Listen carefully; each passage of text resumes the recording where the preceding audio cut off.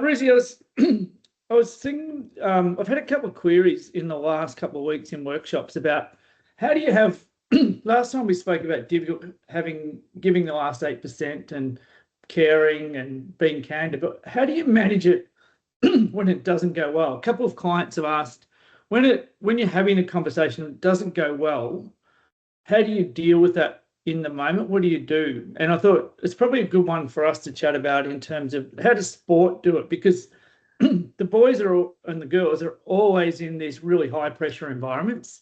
Yeah. So how does sporting teams manage that in the game? And what was your advice, or what did you coach the boys to do? Yeah, I think we use the actual game itself, Murph. You're right, because generally when it goes wrong, it's probably in an emotional environment, isn't it? So Yeah. if we use the game as an example, because the game is very, very emotional, I think there's a couple of things that I would always encourage the players.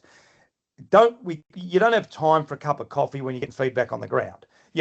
So it's almost like get it done and we'll discuss it later. And I think that's a big part of it's the game situation is emotional.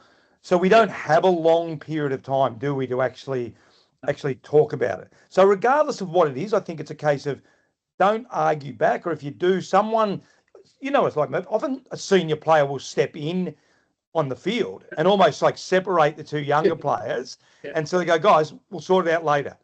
So I think it's understanding the environment, but I reckon it's the follow-up conversation, Murph, that's really, really important. And you would have had as a facilitator probably many of those situations, wouldn't you? Which would have been either a follow-up of a game day feedback session or a little bit emotional because we've lost the game. And then hang on, guys, let's get a bit more rational. So is that the way you see it as well?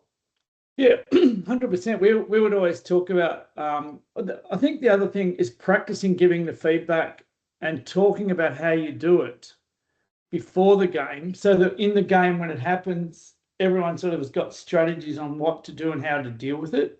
Yeah. And so we would always say, even if you don't like the feedback, just stop, think about it, don't react, get on with the game, as you say, and then we can come back to it later at a break. Does that make sense? Like, I think if you've practiced it and you've got little techniques available, then you're more likely then because it's about the receiver, isn't it? Because the person giving the feedback is just doing it because they think that's the right thing to do.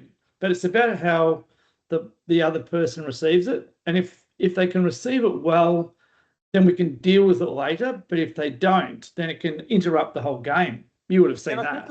I think also, Murph, it's the relationships, isn't it? Most footy clubs, you're spending a lot of time on relationships as well. And we've talked about this. It's probably almost the last piece of the AFL puzzle was that relationship piece.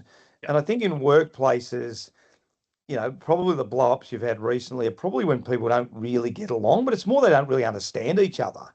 Because they haven't really spent enough time to understand the communication styles. And that's a big part of it, isn't it?